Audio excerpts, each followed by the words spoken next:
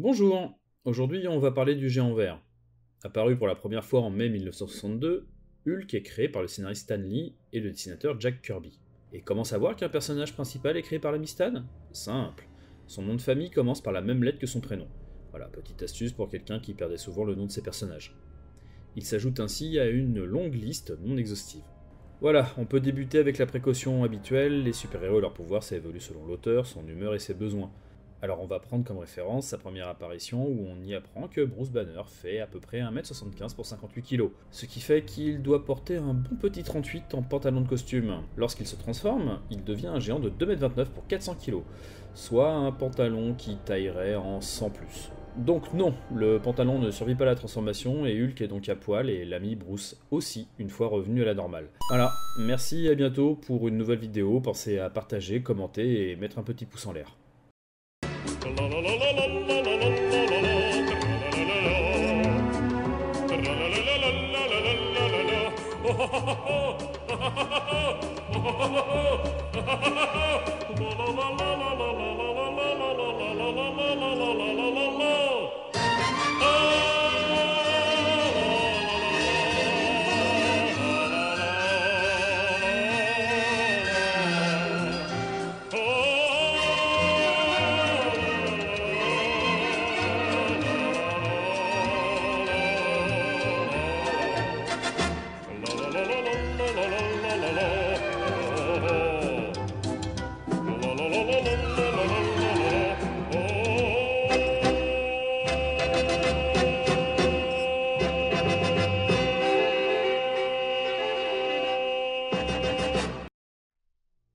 Bon voilà, c'était ma contribution au poisson d'avril annuel.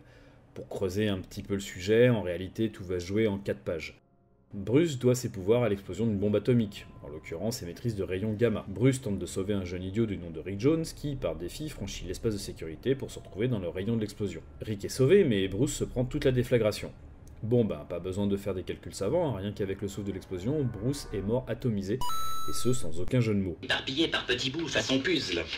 Mais si vous voulez les détails, on parle d'un projet militaire dont toutes les mécaniques, tous les tenants et aboutissants sont uniquement dans la tête d'un seul homme qui refuse de partager avec son équipe. Bon, déjà, quel chef de projet laisse faire ça, surtout dans l'armée?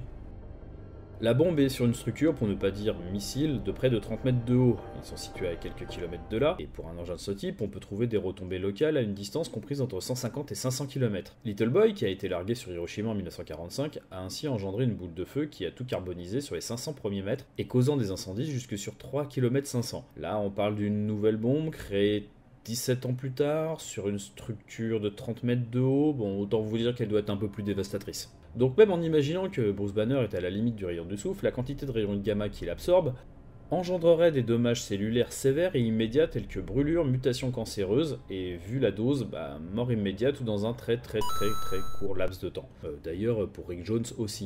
Mais aucune chance de devenir grand, fort et gris, car oui, si Hulk est vert, c'est uniquement en raison d'un problème de couleur sur le papier utilisé à l'époque. Le vert était en fait plus facile à reproduire et de meilleure qualité visuelle, ce sera donc la couleur officielle de notre ami à partir du second numéro.